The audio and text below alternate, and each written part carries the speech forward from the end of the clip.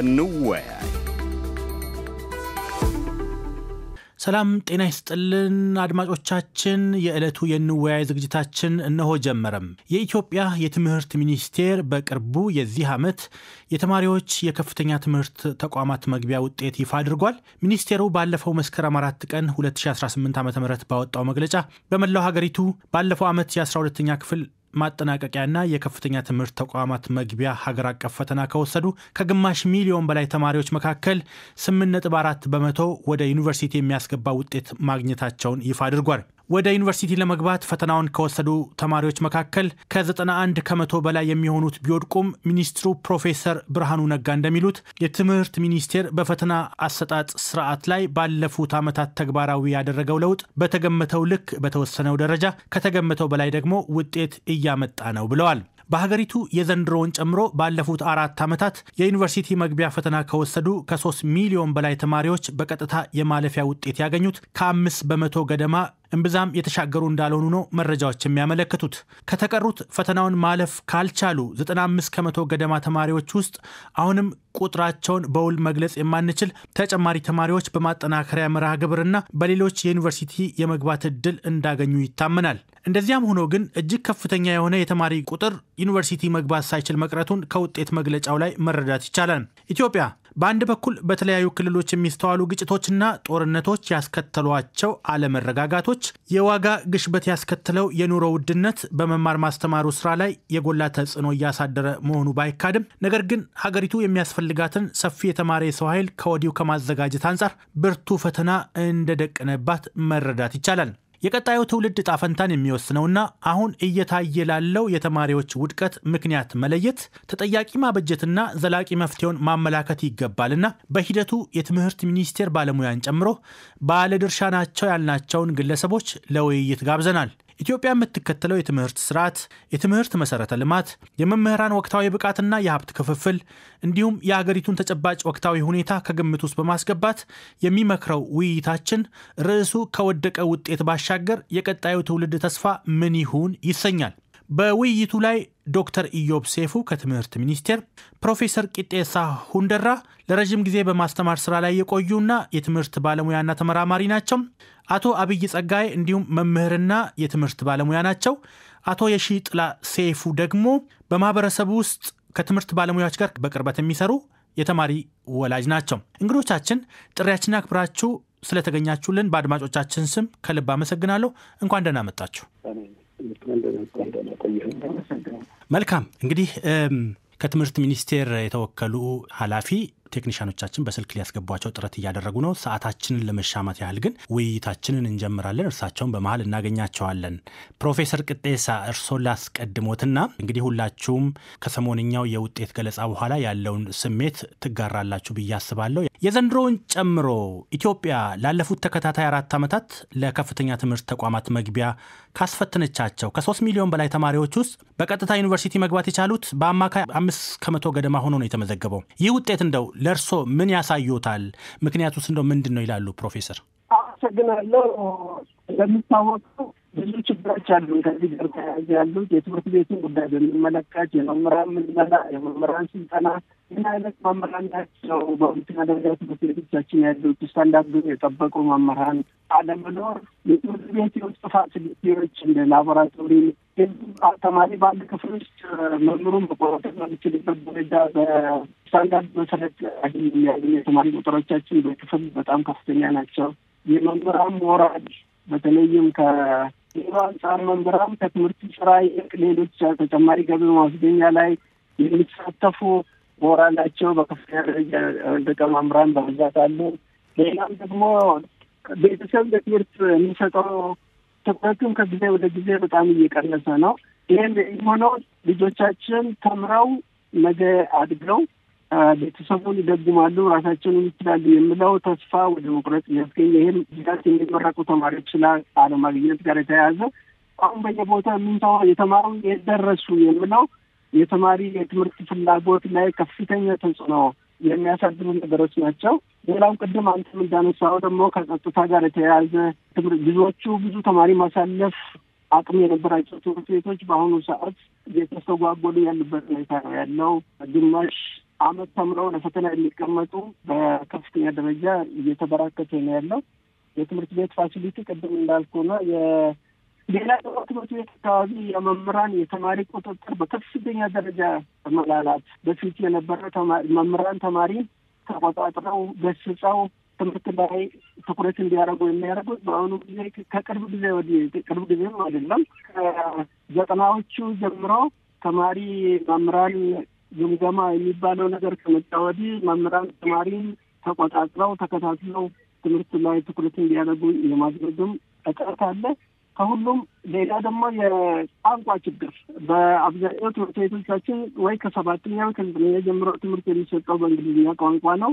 ግን ከጊዜ ወደ ጊዜ የእንግሊዝኛ ቋንቋ ችሎታ በጣም የወደቀ ኢቭን ከተማሪ ይልቅ መምህራኖቹ ራሳቸው ስትራግል ያለጉበት ሁኔታ ስላለ እሱም አንድ ፋክተር ነው። ፈተናን መቆጣጠር፣ ፈተናን ማስተካከል እንደተጠበቀው ነው። ግን ከፈተና ባሻገር ያሉ የጥራት ማስጠበቂያ የተማሪ ውጤት በተሻለ ደረጃ ማምጣት የሚችልበት ሁኔታ ላይ የሚያደርጉ ነገሮች ላይ ትኩረት አለመስጠታቸው ለብዙ ተማሪ መውደቅ እንደ ምክንያት ልንጠቅስ እንችላለን።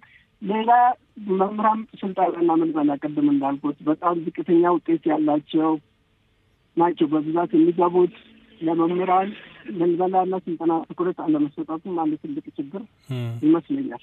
መልካም ፕሮፌሰር ቅጤሳ በጣም ነው ማመሰግኖት። ዶክተር ኢዮብ ሴፉ ከትምህርት ሚኒስቴር እስካሁን ልናገኛቸው አልቻልንም። እንግዲህ በመንግስት በኩል ያለውን በተለይ ከዚህ ከተማሪዎች ውጤት ጋር በተያያዘ የትምህርት ሚኒስቴር ምን ይላል የሚሉትን ሐሳቦች ጨምሮ እርሳቸው ለመገኘት ቀጠሮ ሰጥተውን ነበር። እስካሁን ድረስ ግን በስልክ መስመራቸው ላይ በጣም እየታገልን ነው። እንዳገኘናቸው ግን የምናሳትፋቸው ይሆናል። መምህር አብይ ጸጋይ ለርሶ በአጠቃላይ የተማሪዎች የከፍተኛ ትምህርት መግቢያ ውጤት ምንድነው የሚያመላክተው? በእውነቱ ለመናገር ባለፉት ጥቂት ዓመታት ውስጥ ወደ ከፍተኛ ትምህርት የሚገቡ ተማሪዎች ቁጥር ማለት ሀገሪቱ ያለችበት የትምህርት ስርዓቱ አሳሳቢ ደረጃ ላይ መድረሱን የሚያመላክት ብቻም ሳይሆን ነፃ ወደፊት የሀገሪቱ ዕጣ ፈንታ የሚወስድ መሆኑ ፖዘቲቭ ያልሆነ ነገር የሚያሳይ ነገር ነው። ለኔ እንደ ባለኝ የመምህርነት ሙያዬ እየተረዳሁት ነገር ችግሩ እጅግ በጣም አሳሳቢ ደረጃ ላይ መድረሱና ከዚህ ባሰ ክፍታ ችግር ከመምጣት በፊት መፍትሄ ያስፈልገዋል የሚል አቋም ነው ያለኝ። ይህን ያልኩበት ምክንያት ባለኝ መረጃ መሰረት በ2022 ወደ ዩኒቨርሲቲ የገቡ ተማሪዎች ከ896,520 ተማሪዎች ውስጥ ወደ ዩኒቨርሲቲ የገቡት 3.3 ናቸው። በ2023 ደግሞ 3.2% ነው። አሁን ባለው መረጃ ባለው 8.9 ነው። ምናልባት 8.9 ሲባል ካለፈው የተሻለ ሊመስል ይችላል። ግን ቶታሊ ቁጥሩ ስናየው እየቀነሰ ነው ያለው። የሆነ ነገር ካልተደረገ መፍትሄ በአፋጣኝ መፍትሄ ካልተፈለገ ችግሩ ሀገር አቀፍ ችግር ብቻ ነውና እንደ ሀገር የትምህርት ስርዓቱን መፈተሽ ያለብን ይመስለኛል። መልካም አመሰግናለሁ። አቶ የሺጥላ አሉ? እንግዲህ ያው ማህበረሰብ ውስጥ ነው ያሉ። እርሶም ልጆች አሉት። በአካባቢው ሐዋሳ ነው የሚኖሩት። እዛ ያለውን አጠቃላይ ሁኔታ ይታዘባሉ ብዬ አስባለሁ። እንደው በአጠቃላይ እንግዲህ 4 ዓመት አስቆጠረ አይደል? ወደ ከፍተኛ ትምህርት ተቋማት የሚገቡ ተማሪዎች በከፍተኛ ደረጃ ቁጥራቸው ማሽቆልቆሉ፣ ዝቅተኛ ውጤት መመዝገቡን እየተመለከትን ነው። እንደው ማህበረሰቡ ምንድን ነው የሚለው? እርሶ በግሎ ምንድን ነው የታዘቡት? ዜርስልን እንግዲህ እኔ እንደ አንድ ዜጋ እና ወላጅ እኔም ልጆች አሉኝና ስመለከተው ስታቲስቲክሱን ከኛ ዘመን ጋር አይደለም ማነጻጸረው። እንግዲህ አሁን ካለው መንግስት ሪፎርም ብሎ ከያዘው የተለያዩ ተግባራት አንጻር ስመለከተው እንግዲህ ወደ 536,964 ተማሪዎች ከ50% በታች ማግኘት which means 91.6% ወደቁ ማለት በጣም እጅግ በጣም ዘግናኝ ነው ለኔ እንደ አንድ ዜጋ ማለት ነው። 8.4% ብቻ ተማሪዎች ወደ ዩኒቨርሲቲ ይገባሉ ማለት ዩኒቨርሲቲዎች የሚቀበሏቸው እና የሚያኖሯቸው ዶርሚተሪ ውስጥ ኦልሞስት ባዶ ማለት ይቻላል። እንዴት ነው ዩኒቨርሲቲዎች የሚቀበሉ? ምን ያህል ተማሪ? በጣም ዝቅተኛ ተማሪ ነው። ይሄ በጣም ከባድ ነው ለኔ። ከሁሉም በላይ ደግሞ ስታቲስቲክሱ የሚያሳየኝ ከአጠቃላይ እንትን ዘንድሮ በ2017 ላይ ከ1200 በላይ ትምህርት ቤቶች ምንም ተማሪ እንዳላሰለፉ ነው እንግዲህ መንግስት አካል የሚናገሩት። ምንም ተማሪ። ይሄ በጣም አድማይሪንግ ነው። ይሄ ስታቲስቲክስ ለኔ እስካሁን ያልተመለሰልኝ። ከ1200 በላይ ትምህርት ቤቶች ምንም ተማሪ አላሳልፉ ማለት ተማሪ የለም ማለት ነው። እንዴት ነው? ምንድን ነው? አይ ዶንት ኖ። ኤግዚስት አያደርግም ተማሪ ወደ ትምህርት ቤት አይመጣም ወይስ እንዲህ? ቢያንስ እኮ አቬሬጅ ተማሪ ነው እና ምንድነው የሚል ነገር እዚህ ላይ ደግሞ ሳጠነጥን በጣም የሚከብድ ፊገር ነው። እንግዲህ ስንመለከተው በጣም ካፓሲቲያቸው የተለያዩ ትምህርት ቤቶች ናቸው። የፈተና አወጣጡ ግን ዩኒፎርም ነው፣ ስታንዳርድ ነው፣ ናሽናል ኤክስፒሪየንስ ከሆነ ድረስ። ግን እነዚህ ትምህርት ቤቶች ይለያሉ።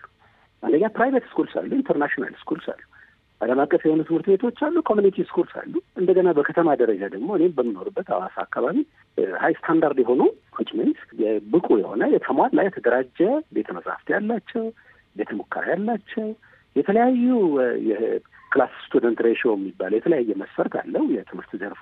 እነዚያ ሬሽዮች ከቶኑ በፍጹም በሀይ ሌቭል ላይ የሚያሟሉ በጣም ስታንዳርድ የጠበቁ አሉ። እንደገና ደግሞ የመንግስት ትምህርት ቤቶች አሉ። የመንግስት ትምህርት ቤቶች ከቶኑ የስቱደንት ክላስ ሬሽዮም ሆነ በሌሎች የካፓሲቲ ቢልዲንግ ስራዎች እጅግ በጣም ዝቅተኛ ነው። ከእኔ ቀደም ብለው የተናገሩ ወንድሜ በጣም አብራርተውታል፣ ተንትነውታል። ስለዚህ እነዚህ የመንግስት ትምህርት ቤቶች በአሁኑ ሰዓት ደግሞ ሁለት ቦታ ነው የሚከፈሉት። ልዩ አዳሪ ትምህርት ቤቶች አሉ፣ የሌሎች ደግሞ የመንግስት ትምህርት ቤቶች አሉ። በዚያው 591 ነጥብ ያገኘው የናቹራል ተማሪው በጣም የሚደነቅ ልጅ በልዩ አዳሪ ትምህርት ቤት የተማረ ነው። አንዲት እህታችን ልክ እንደዚሁ በጣም ያራጣ 579 ከ600 ያገኘች እህታችንም እንደዚሁ ከልዩ አዳሪ ትምህርት ቤት ነው። እንግዲህ መንግስት ትምህርት ቤት ሆኖ ይሄ የከፍተኛ ቁጥር ያለው ከልዩ አዳሪ ትምህርት ቤት ውጭ ያለው ኦልሞስት በጣም የተጎዳ ነው። በጣም የተጎዳ እኛም ልጆቻችንን በእንደዚህ አይነት አቅም ስለማይፈቅ በአብዛኛው የማህበረሰብ ክፍል እንደዚህ አቅም ኖሮት ምናምን ሳይሆን ኢንክሉዲንግ ፐብሊክ ሰርቫንቱ የሚያስተምረው በእነዚህ የመንግስት ትምህርት ቤቶች ናቸው። ስለዚህ መንግስት ትምህርት ቤቶች አካባቢ ያለው ውድቀት ከፍተኛ ነው፣ በጣም ከፍተኛ። በእኛ ጊዜ የግል ትምህርት ቤቶች የሉ። እንግዲህ 2 ሰዓት 4 ሰዓት በእግር ተጉዞ እየራበው የሚባል ተማሪ ነው እንግዲህ በአብዛኛው።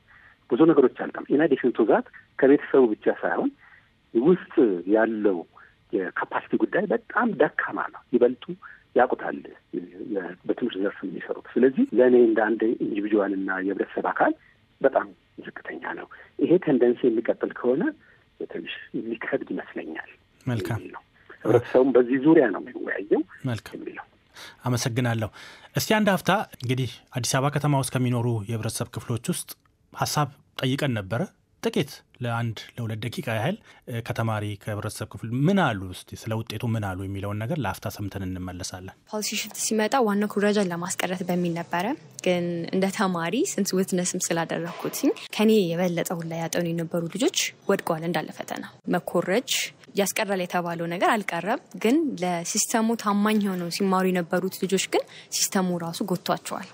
እነዛ ልጆች አሁን ቤተሰብ አቅም የሌለው በግል ማስተማር የማይችል ትምህርታቸው መማር እየፈለጉ ወደ ግል የገቡ በጣም ብዙ ልጆች አውቃለሁ። ኮርጆ ያለፉት ደግሞ ጓደኞቼ ደግሞ ትተውታል ትምህርቱን ገና ፍሬሽመንም ሳይጨርሱና ኢትስ ቬሪ ሳድ 3% አልፏል ተብሎ እንደ አኮምፕሊሽመንት ሲወራ ማየት ያኔ ነው የኢትዮጵያ ኤዱኬሽን እንደወደቀ የምትረዳው። ያለፉት 20-30 ዓመት አካባቢ ያለው ችግር ቶሎ የትምህርት ካሪኩለሙ መቀያየሩ አንድ ትልቅ ነገር ይታየኛል። መሰረታዊ ነገር ስለሆነ ትምህርት ወደው መቀያየር የለበትም። ቀስ በቀስ ትምህርትም በፖለቲካ ውስጥ ገባ። ያንን ደግሞ የትምህርት ስርዓት ምን አደረገው? ፖለቲካ እንዲመራ፣ ኩረጃ እንዲኖር፣ ሰዎች በቀላሉ ሳያውቁ ክላስ ጢቢ እንዲጫወቱበት ሆነ።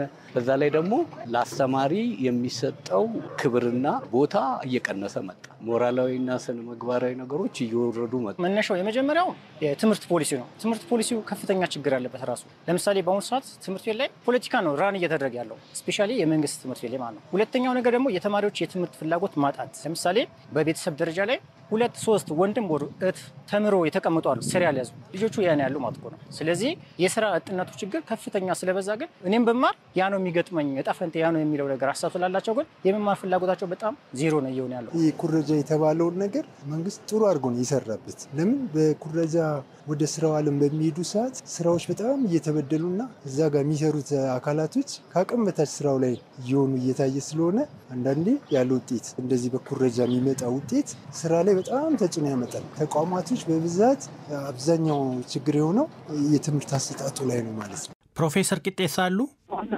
እንግዲህ ያው ከአዲስ አበባ ከተማ ነዋሪዎች የሰማነው አስተያየት አለ።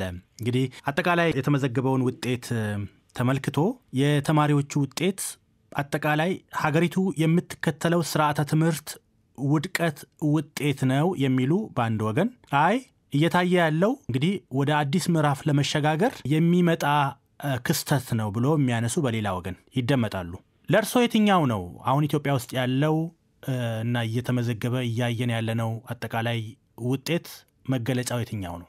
እንደዚህ አይነት ካታጎራይዜሽን ስህተት ያለበት ይመስለኛል። የትምህርት ስርዓታችን ውድቀት የአንድ ቀን ወይም የአንድ ጄኔሬሽን ወይም የ5 እና የ6 ዓመት ሳይሆን የረጅም ጊዜ በተለይም የዩኒቨርሲቲዎች መስፋፋት ጋር ተያይዞ በጣም ከፍተኛ ቁጥር ያለው ተማሪ ወደ ዩኒቨርሲቲ ሲገባ ያንን ደግሞ የሀገሪቷ ኢኮኖሚ አብዞርብ ማድረግ ባለመቻሉ በጣም ብዙ ስራ አጥ ተማሪ ኃይል በመፈጠሩ ምክንያት ለትምህርት ያለው ፍላጎት በጣም በከፍተኛ ደረጃ ቀንሷል። የትምህርት ስርዓታችን እየወደቀ መሆኑ ምንም ጥያቄ የለውም። ሌላኛው ደግሞ የአዲስ ስርዓት ጅማሮ ለማለት የማያስችለን ምን አድርገን ነው አዲስ ስርዓት ጅማሮ የምንለው? እኛ ያደረግነው ያለነው ፈተና ነው እንደ ክራይቴሪያ የወሰድነው። ውጤቱን በመለካት ብቻ የአዲስ ስርዓት ጅማሮ ማለት አንችልም። አዲስ ስርዓት ጅማሮ ሊሆን የሚችለው ከታች ያለው የአንደኛ ደረጃ የሁለተኛ ደረጃ ትምህርት ስርዓቱ ሲሻሻል ከታች ያለው የተሻለ ውጤት እያሳየ ስመጣ ነው። ካልሆነ በስተቀር የአዲስ ስርዓት ጅማሮ ለማለት የሚያስችለን ነገር በአሁኑ ላይ በእንትኑ አይታየኝም። ኩሙሌቲቭ ኢፌክት ነው። የረጅም ጊዜ ተያይዞ የመጣ የትምህርት ስርዓት ውድቀት ነው። የካሪኩለሙም ችግር አለ።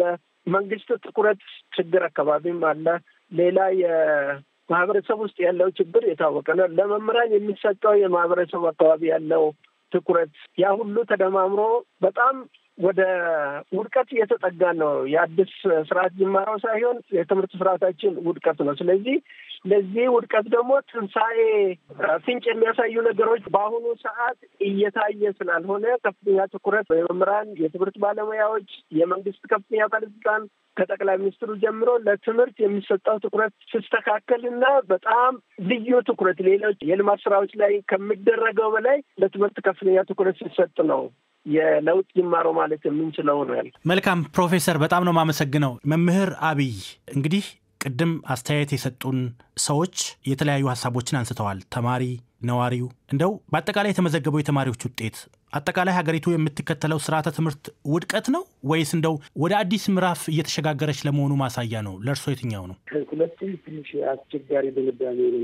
እንግዲህ ይህ የተፈጠረው ችግር ሁሉም ብዙ ባለድርሻ አካሎች አሉ። ለምሳሌ መንግስት ድርሻም የራሱ አስተዋጽኦ አለው። ለምሳሌ ከፖሊሲ አንጻር የማስፈጸም አቅም አለመኖር፣ የክትትል ማነስ፣ ድጋፍ አለመኖር፣ አገሪቱ ያለችበት አሁን ያልተረጋጋ ሁኔታ ራሱ አንድ ፋክተር ነው። ማህበረሰቡ ለትምህርት ያለው አመለካከት የተዛባ መሆኑ ፕላስ ከተማሪዎች አንጻር ራሱ ሮል ሞዴል አለማግኘት አለማየት ትምህርታቸው ላይ ተተውት እንዳይሉ የሚያደርግ አንድ ምክንያት ነው።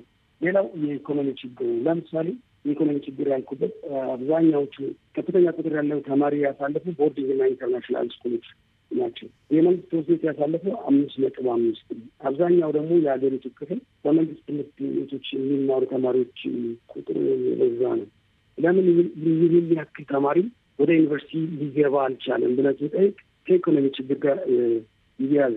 ቅድም ለመጥቀስ እንደሞከርኩት ለምሳሌ አዳሪና ቦርዲንግ ስኩል የተሻለ ተማሪ ያሳለፉበት ምክንያት ከኢኮኖሚ ጋር የሚያያዝ ነው። ምክንያቱም አሁን አዳሪ ትምህርት ቤት ጋር ስንገባ ጥራት ያለው ትምህርት ነው የሚሰጠው።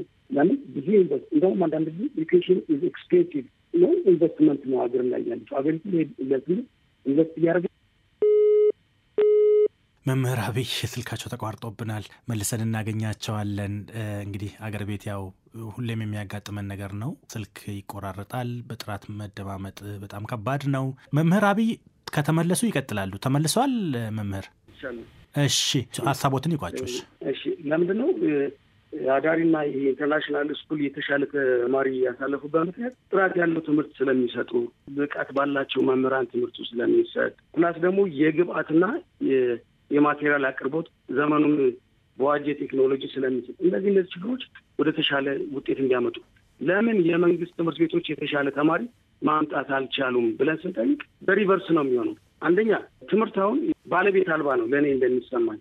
ጀስት ብሪጅ እንደ ድልድይ የብሪጅ ኦኩፔሽን የሆነው የመምህራን የምልመላ ያሰለጣጠን ሁኔታ ኢቨን አሁን ራሱ ላለፉት 3-4 ዓመቱ ዩኒቨርሲቲዎች መምህራንን አላስመረቁ። እንዳለ መረጃ ከሆነ በመቶ የሚቆጠር መምህራንን ይፈልጋል፣ ግን መምህራን ሆኖ የሰለጠኑ ሳይሆን በሌላ ዲሲፕሊን የሰለጠኑ ሰዎችን ለማስተማራት ጥረት እያደረግን ይሄ ደግሞ አሁን ከመጣ ካለው ውጤት የባሰ ውጤት ሊያመጣ ለምን በፕሮፌሽናል እየታገዘ ስላለ መምህር አብይ እንደው ሐሳቦትን ገታ ላድርግና እንደው እርሶ እንግዲህ እንደ አንድ መምህር ልጠይቆትና መምህራን እንደው ኃላፊነታችንን ተወጥተናል ይላሉ ወይ? በዚህ ረገድ ለዚህ ለታየው የውጤት መውደቅ ብዙ ማሳያዎች ሊኖሩ ይችላሉ፣ ምክንያቶች ሊኖሩ ይችላሉ። መምህራን ኃላፊነታቸውን ተወጥተዋል ወይ? እርሶ እንደው እንደ አንድ መምህር ተማሪዎችን ከማዘጋጀት አንጻር ምን ያህል ኃላፊነቴን ተወጥቻለሁ ይላሉ? ምናልባት ደግሞ በእርሶም ሆነ በሙያ አጋሮ በኩል በሂደት እንደው ፈታኝ የሆነብን ነገር አለ ብላችሁ የምታነሱት ነገር አለ? እውነት ነው። አሁን ጠቅላላ አድርጎ የኃላፊነት ሁሉም መምህር ተወጥቷል ማለት በሚያስችልበት ሁኔታ ላይ ልናገር አልችልም። ቅድም አልኩ ለምን ባለቤት የለውም ስልህ ማለት ነው መምህር ክላስ መግባትና መውጣት ሳይሆን ፕሮፌሽናሊ እውቀቱ ክህሎቱ ኑሮት ያንን ዴሊቨር ማድረግ እንዳይችል ተግዳሮት የሆነበት ጉዳይ አለ። አንድ የአቅም ማነስ አለ፣ የሰለጠነበት ሁኔታ አለ፣ የማቴሪያል ችግር አለ፣ የማህበረሰቡ ለትምህርት የሚሰጠው አመለካከት አለ፣ ፕላስ የተማሪዎቹ ፍላጎት መቀነስ አለ። እነዚህ ነገሮች ተደምረው ነው ይህንን ችግር ሊፈጥሩ የሚችለው። አመሰግናለሁ። መልካም። አቶ የሺጥላ እርሶስ እንደው የተመዘገበው ውጤት የሀገሪቱ የምትከተለው ስርዓተ ትምህርት ውድቀት ወይስ እንደው ደግሞ ወደ አዲስ ምዕራፍ እየተሸጋገረች ለመሆኑ ማሳያ ምንድን ነው ለእርሶ የሚታዩት? ምናልባትም ከዚህ የተለየ ሀሳብም ካሉት። ያገላለጼ በተለያየ ሁኔታ ቢሆንም ግን ከፕሮፌሰሩ ብዙም አላፈነገጥኩም። የፕሮፌሰሩን ሀሳብ ፉል ይጋራለሁ።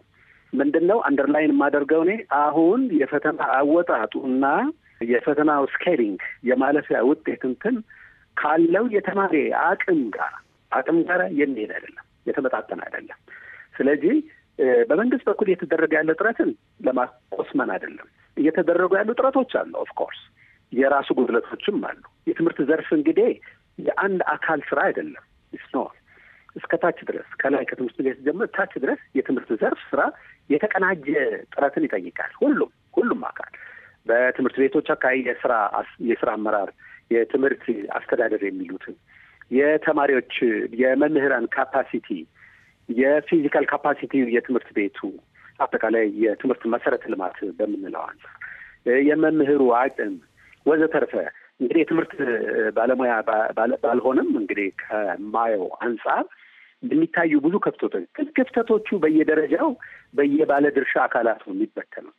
ኦፍኮርስ ወደ መንግስት ስንሄድ በትምህርት ሚኒስቴርም በፈተናቸው ድርጅትም አካባቢ ስንመለከት ግን የፈተና አወጣጡ አሁን ተማሪው ካለው ኤግዚስቲንግ ፖቴንሻል አንጻር አይመጥንም። አንድ ሁለት ደግሞ የፈተና አወጣጡ ኮምፒውተር ቤዝድ እና ፔፐር ቤዝድ ነው። ቴክኖሎጂ ወሳኝ ነው፣ ልክ ነው። ግን በፍጹም ከቴክኖሎጂ ጋር ፍጹም ግንኙነት የሌለው ኮምፒውተርን አይቶ የማያውቅ ተማሪም አለ። ኢቭን በከተማ ሌት አሎን በገጠርና ፐሪ አርባን ኤሪያ ቀርቶ። ስለዚህ በከተማው እንኳን በልጆቻችን በሚማሩ ትምህርት ቤቶች አካባቢ ራሱ እጅግ ውስን የሆነ የኮምፒውተር ነው ያለው፣ ፒሲ ያለው። በዛ ላይ የሚረባረብ ተማሪ ደግሞ ብዙ ነው። በዚህ ላይ ደግሞ ምን ያህል ተማሪውን ለፈተና አብቅቷል አንደር ኳስችን። ይሄ በከተማው አካባቢ ላይ በመንግስት መግዛት የሚታዩ ከፍተኛ ችግሮች ናቸው። ስለ ግል ትምህርት ቤት አላወራም፣ ስለ ልዩ አዳሪ ትምህርት ቤት አላወራም። ምክንያቱም ጠንካራ ካፓሲቲ ነው ያላቸው። ይሄ ኮምፓራብል አይደለም፣ አይወዳደርም ከዚህ ከመንግስት ትምህርት ቤቱ። ስለዚህ ቅድም መጀመሪያ የገለጽኩት ጋር ተያያዘ ነው። 1200 ተማሪ ማነው ትምህርት ቤት ምንም ተማሪ አላሰለፍም ሲባል ይሄ በጣም አስደናቂ ነው።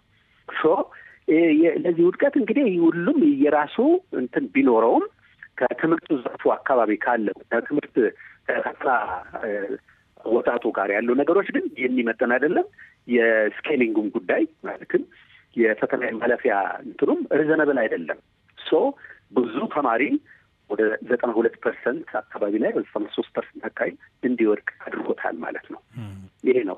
መምህር አብይ እስቲ ስለ መፍትሄው እናውራ። እንግዲህ ስለ መፍትሄው ማውራታችን የግድ አስፈላጊ ነው። ምክንያቱም ይህን ሁሉ ሀሳብ የምናነሳው ዘላቂ መፍትሄ መሻትም ስለሚገባ ነው።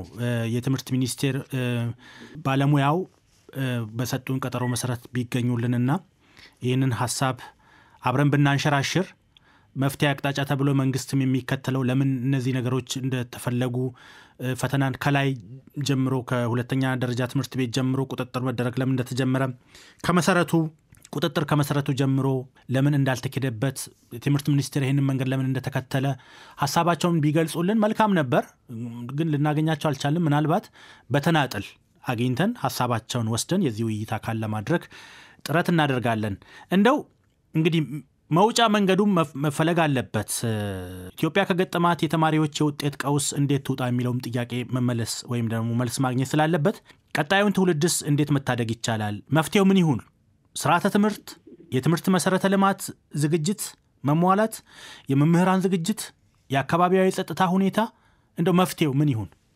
ጥሩ እንግዲህ አሁን ለዚህ ለገጠመን ችግር የመውጫ መንገድ ወይም መፍትሄ ብዬ እኔ እንደ መምህር የማስበው መንግስት ራሱ መፈተሽ አለበት። ቅድም የተነሳው ላይ እንዳልከው ማለት የፖሊሲ ውድቀት ወይስ ወደ አዲስ ምዕራፍ መሸጋገር የሚለው ላይ እኔ ውድቀት ሳይሆን ታሟል፣ ፖሊሲው እክል አለበት። ስለዚህ ይህንን ችግር ለማስተካከል መንግስት ፖሊሲውን ካሪክለሙን መፈተሽ መቻል አለበት። ዲዛይን ሲያደርግ ሁለት አይነት አፕሮቾች አሉ። ፊዲንግ ከተማሪ ካለው አቅም ተነስቶ ካሪክለሙን ዲዛይን ማድረግና ካሪክለሙን ደግሞ ከሌላ ተቀድቶ መጥቶ አቅሙ ጋር የማይሄድ ተማሪ ላይ ያንን ፊድ ማድረግ የራሱ ችግር ስላለው ማለት ነው። ስለዚህ ትምህርት ሚኒስቴር የተከተለበት መንገድ የፈተና አሰጣጡ ራሱ ኩረጃ ማስቀረት በእርግጥ እውነት ነው። ራሱ የቻለ ራሱ መስራት የሚችል ትውልድን መፍጠር አንዱ የተሻለ ነገር፣ ግን የሄደበት የምዘና መንገድ የሄደበት አሁንም ችግር ያለበት ስለሆነ እነዚህን ቆም ብሎ ኢንተርቬንሽን መስራት አለበት ብዬ አስባለሁ። እነዚህም እስካልተደረገ ድረስ ችግሩ እንዳለ ሊቀጥል ይችላል። ሁለተኛው አሁንም ከፖሊሲ ጋር ሳይሆን የመምህራን አሰለጣጠን ሁኔታን ከፖሊሲ አንጻር ይህንም የአሰለጣጠን ሁኔታዎችን መፈተሽ ያስፈልጋል። የኑሮ ስታንዳርድን መፈተሽ ያስፈልጋል። አሁን ቀደም እንዳልከው አንተ ከሃይስኩል ላይ ለምን ተጀመረ የሚለው ነገር ከመጀመሪያውኑ ከግራስሩት ሌቭሉ ላይ ከኬጂ ብንነሳ እንደዚህ አይነት ችግሮች ራሱ ላያጋጥሙን ስለሚችሉ ማለት ነው። ፕላስ በኢኮኖሚ ችግር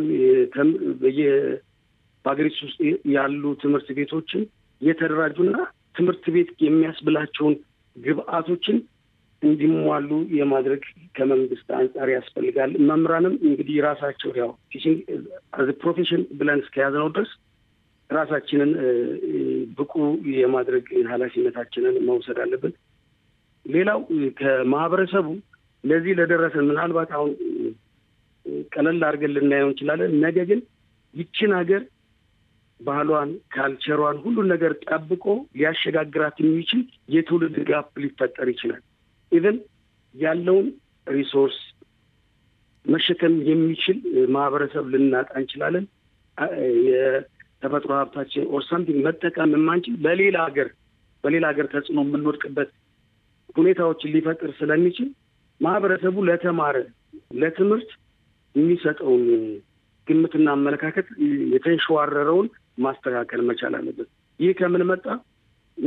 ባለፉት ዓመታት ይሁን ተማሪዎቹ ሮል ሞዴል ማጣታቸው ብቻ ሳይሆን ተምሮ አፍተር ኦል ከተማረ በኋላ ምንድን ነው ምን አይነት ላይፍ ይኖራል? አንድ ተማሪ ዩኒቨርሲቲ ገብቶ ከተመረቀ በኋላ መምህር ሆኖ ተመድቦ ሊያኖረው የሚችል የኢኮኖሚ ደረጃ አለ ወይ? ከሌላው ጋር በአቋራጭ ወይንም ሾርት ኢዚ መኒ የምንለው በቀላሉ ሊገኝ የሚችል ፕሮፌሽናል ያልሆነ ስራ ሰርቶ ሳምበዲ የተሻለ ኑሮ ሲኖር እያየ እየተመለከተ ለምንድን ነው ያን ያክል 18 ዓመት 19 ዓመት ሰፈር የሚያደርግ?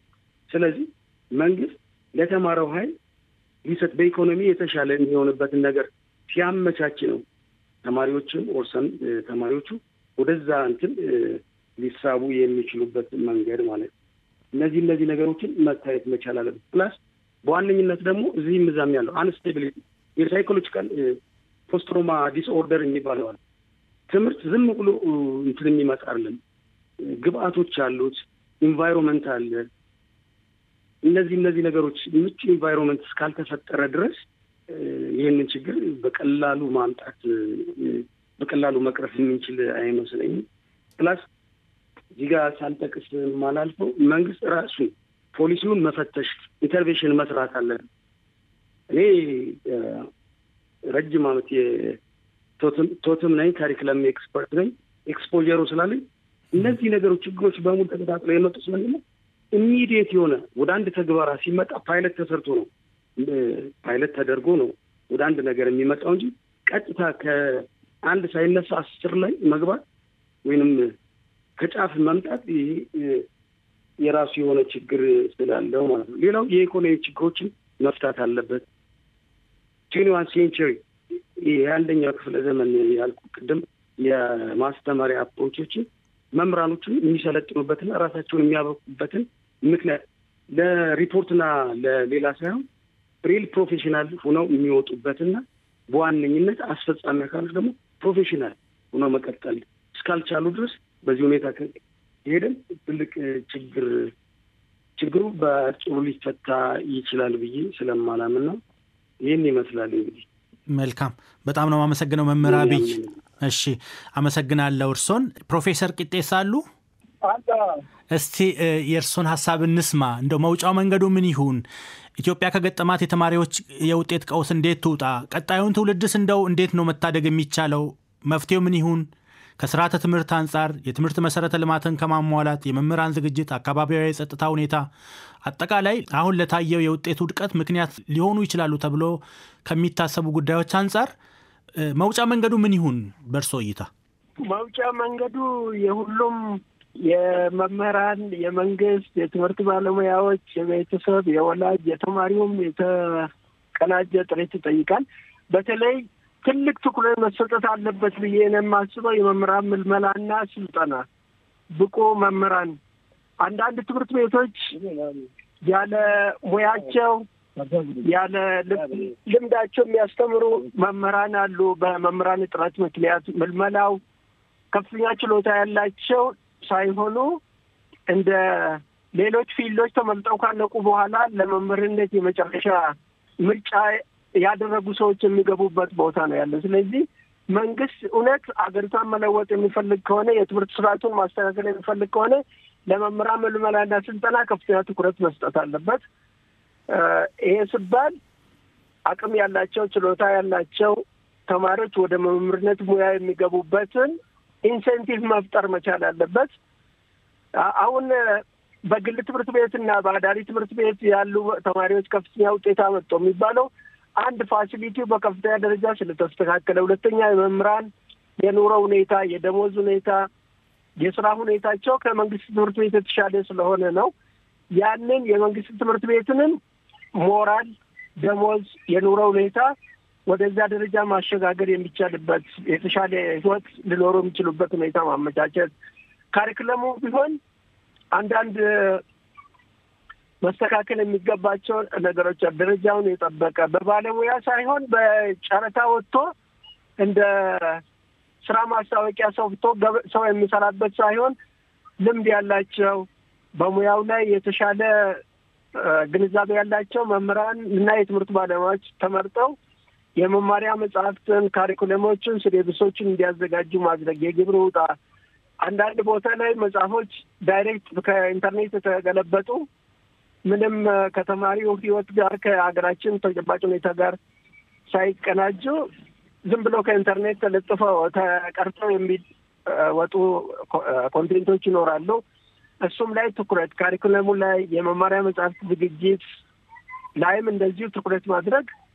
ሌላው የመንግስት አካል እንደ ሌላው የፖለቲካ ስራ የትምህርትን ስራ እንደ ፕራዮሪቲ ወስደው ለምን ሁሉም የልማት ስራዎች የትምህርቱም፣ የጤናውም፣ የግብርናውም፣ የኢንዱስትሪውም፣ የማኔጅመንቱም፣ የፋይናንሱም የሚስተካከለው የትምህርት ስርዓቱ የተስተካከለ ከሆነ ስለሆነ ለትምህርት ከፍተኛ ትኩረት መስጠት ከላይ ከሚኒስትሩም ከፕራይም ሚኒስትሩም ከሚኒስትሮች ጀምሮ እስከ ክልል ኃላፊዎች ድረስ ለትምህርት ስራ ከፍተኛ ትኩረት ሰጥቶ መስራት የማህበረሰቡም ይሄ አንዳንድ የሚባሉ ነገሮች አሉ። የተማሩ የደረሱ የሚባለው የተሳሳተ አመለካከት ከህብረተሰቡ ውስጥ ለመፋቅ የተከታታይነት ያለው የማስገንዘብ የግንዛቤ ማስጨበጫ እንትኖች አገር ያለ ትምህርት አትቀየርም። ሰው የተለያየ ወንጀል ሰርቶ የተለያየ ድለላ ሰርቶ ገንዘብ ሊያገኝ ይችላል። ያ ግን ትምህርትን አይተካም። ስለዚህ የተማሩ የደረሱ አንተ ተምረህ ምን አመጣ የሚባሉ ነገሮች በጣም ከፍተኛ ጉዳት እያደረሱ ነው እዚህ ሀገር ላይ።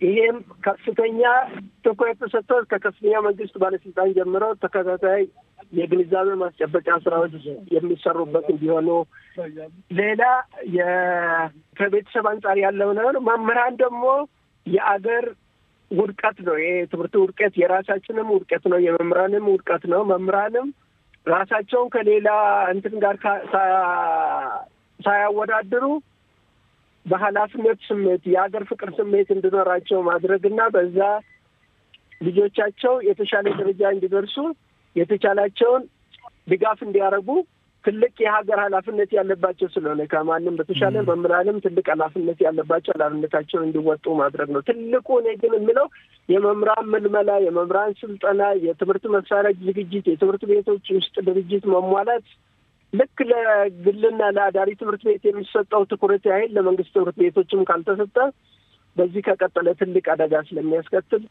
የሁሉም ቅንጅት ይፈልጋል። የአንድ አካል ብቻ አይደለም ለማለት ነው። መልካም። አቶ የሺጥላ ወደ መውጫ ሀሳቡ ልውሰዶትና እንግዲህ ኢትዮጵያ ከገጠማት የዚህ የተማሪዎች የውጤት ቀውስ መውጣት አለባት። እንዴት ትውጣ? ቀጣዩን ትውልድስ እንዴት ነው መታደግ የሚቻለው የሚለው ሀሳብ መነሳቱ አይቀርምና ለእርሶ እንደው መፍትሄው ምንድን ነው የሚታዩት? 4 ነጥቦች ነው ያሉ፣ 4 ቁልፍ ነገሮች ብዬ የማምናቸው። አንደኛ ከፍተኛ ኢንቨስትመንት የትምህርት ዘርፍ እንደሚጠይቅ ተጠያቂ አይደለም። ትክክል ነው። ይሁን እንጂ በመንግስት ትምህርት ቤቶች ላይ የመንግስት አካላት የሚመለከተው ዶነርስ ኤንጂኦም ወደ ትምህርት ዘርፉ የሚያጋድሉ ፋይናንስ የሚያደርጉ አካላት ሁሉ ሰፊ ትኩረት በማድረግ ከፍተኛ የሆነ የፊዚካል እና የሂውማን ሪሶርስ ካፓሲቲ ቢልዲንግ ስራ ሊሰራ ይገባል ባይ ነኝ። ከፍተኛ የሆነ የፊዚካል አጠቃላይ ኢንፍራስትራክቸሩን መሰረተ ልማቱን በተመለከተ ማለት ነው። ቤተ መጻሕፍት፣ ቤተ ሙከራ፣ ወንበር፣ ጠረጴዛው፣ የተለያዩ ኢንፍራስትራክቸሮች በጣም መደራጀት ይጠይቃል። ሌላው ቅድም ፕሮፌሰር በግልጽ አስቀምጠውታል። እኔም ብገራው ነው የሂውማን ሪሶርሱ ካፓሲቲ በጣም ዝቅተኛ ነው። ስለዚህ አንደኛ የሞራል ጉዳይ አለ።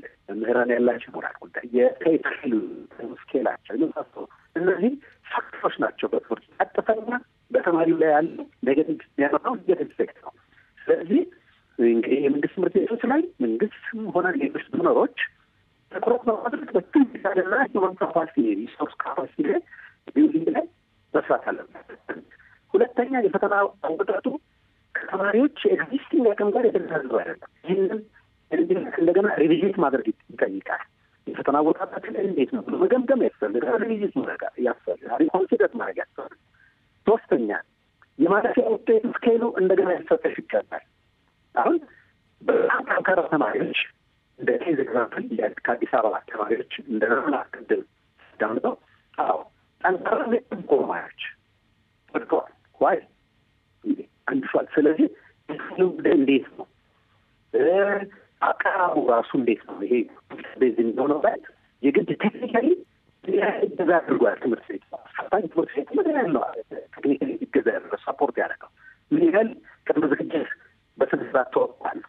አራተኛውና የመጨረሻውን የምለው በ28 በጀት ዓመት የፈተና አወጣጥ ላይ ወደዛ ከመኬድ በፊት እንደ መንግስት ሊታይ ይገባል መስለው ይሄ ውድቀት ወዴት ነው የሚወስደን ቀጣይ እንዴት ነው በሚለው ላይ ራሱን የቻለ አጀንዳ ከተለያዩ ማህበረሰብ አካላት ከተለያዩ መንግስት ያልሆኑ ድርጅቶችም አካላት በየደረጃው ሰፊ ውይይት ያስፈልጋል። ከነዛ የሚገኙ ኢንፑቶች አንዳው ትግሬ ለፖለቲካል ቀጣይ ናቸው እያለሁ። መልካም በጣም ነው የማመሰግነው አቶ የሺጥላ። እንግዲህ ውይይታችንን ወደ መቋጨቱ እንሄዳለን። በዚህ ውይይት ውስጥ ከኢትዮጵያ የትምህርት ሚኒስቴር የአንድ ክፍል ዳይሬክተር ዶክተር ኢዮብ ሰይፉን ጋብዘናቸው ነበር። በውይይቱ ላይ እንደሚሳተፉም ቃላቸውን ሰጥተውን ነበር። ነገር ግን በመጨረሻ የመወያያ ሰዓታችን ላይ ስልካቸው ሊነሳልን አልቻለም። በተደጋጋሚ ሞክረናል። ስለዚህ ከመንግስት ወገን ውይይቱ ላይ የተሳተፈ ሰው ማግኘት አልቻልንም። ይህ እንዲታወቅ እንፈልጋለን። ነገር ግን በውይይቱ ላይ ፕሮፌሰር ቂጤሳ ሁንደራ ለረጅም ጊዜ በማስተማርና በምርምር ስራ ውስጥ የቆዩ የትምህርት ባለሙያም ጭምር ናቸው። እንዲሁም መምህር አብይ ጸጋዬ መምህርና የትምህርት ባለሙያ ናቸው። አቶ የሺጥላ ሰይፉ ደግሞ እንዲሁ ከማህበረሰብ ውስጥ ለትምህርት ስራ በቅርበት የሚሰሩ ሰው ናቸው። ሁሉንም እንግዶቻችንን ፕሮፌሰር ቂጤሳ ሁንደራን ከጅማ፣ መምህር አብይ ጸጋዬን ከደሴ እንዲሁም አቶ የሺጥላ ሰይፉን ከሐዋሳ ለነበረን ቆይታ በአድማጮቻችን ስም ከልብ አመሰግናለሁ። መልካም እንግዲህ አድማጮቻችን በአስቸጋሪ ሁኔታ ውስጥ ሆነን ያካሄድነው ውይይታችንም ይህንን ይመስላል። ለአብሮነታችሁ ምስጋናችን በያላችሁበት ይድረሳችሁ። ውይይቱን በመምራት እኔ ታምራት ዲንሳ ቆይታ አድርጌያለሁ። በያላችሁበት ጤና ይስጥልን።